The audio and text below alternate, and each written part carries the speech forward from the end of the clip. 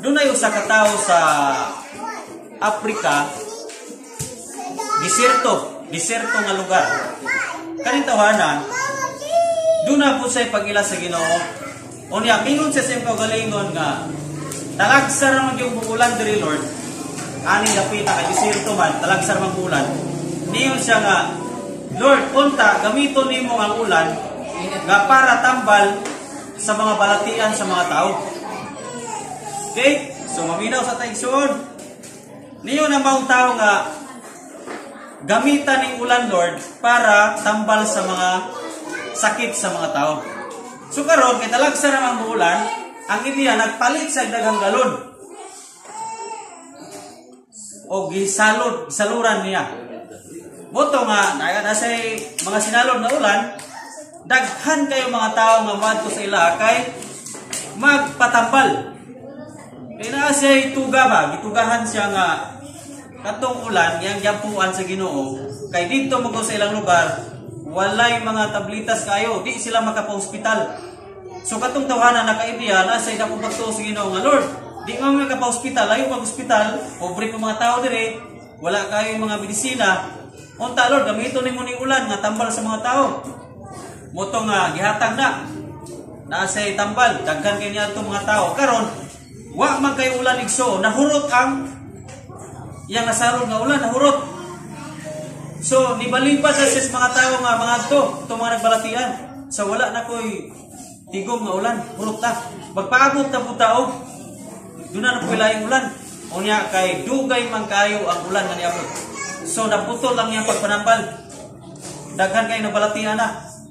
Sumoto nga nangampo na po sa Lord, padal ibig ulan kay daghan kayo nabalatian. Ipadala ang ulan balita ng pag-asa nga muabot ang ulan alas 6 gabi Ang ideya na igsoon katong mga galon nga iyahang ipamalit, gipunan niya palit para mas daghan gyud sa matigom nga ulan. Butong yang gitalaytay des bilis-bilisan sa yang balay, tulo pag ulan, tulo man to, gihurot gitalaytay niya ng galon. Hurot gyud talaytay sa yang bilis-bilisan ng galon. Di pagka alas 6 na sa gabi ni butho na ang ulan. Berting kusuga. Kaya mo ito'y gibalitas pag-asa.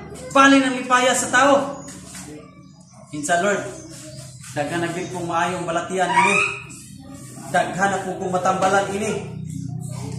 Sulipay kayo siya. La, napunta to. Sigirang ka ulan. Sa puno na girong mga galon. Oh.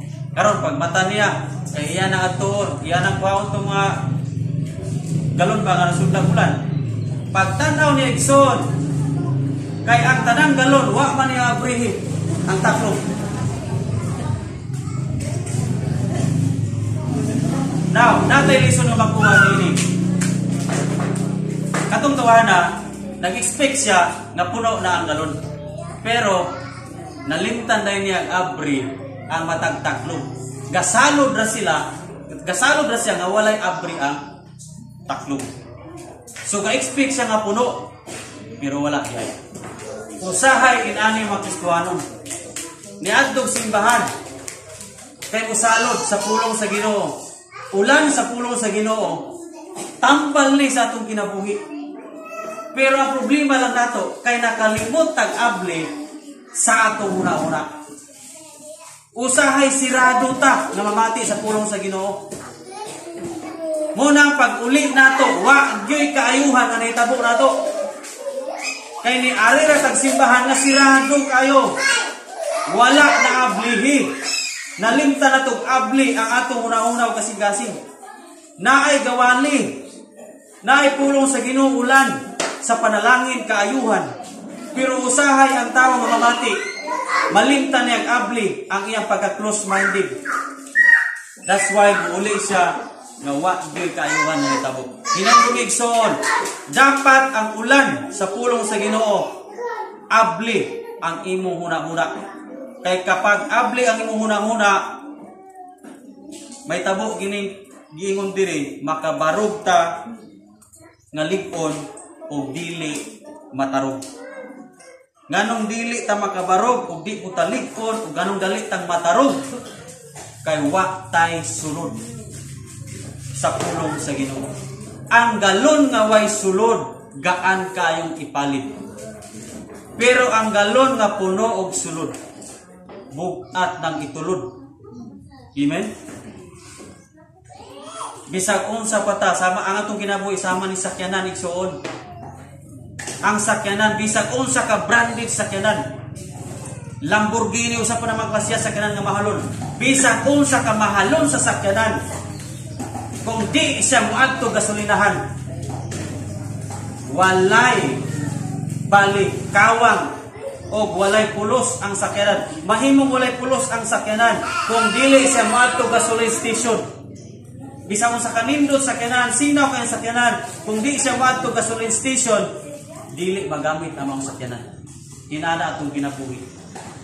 Bisag unsa ta ka smart ini kalibutana, bisag unsa ta ka bright ini kalibutana, di gani ta moadto gasoline station, dili gani ta moadto sa simbahan, dili gani ta musimba, dili gani ta magpatughom dito, walay gamit ang imong kinabuhi.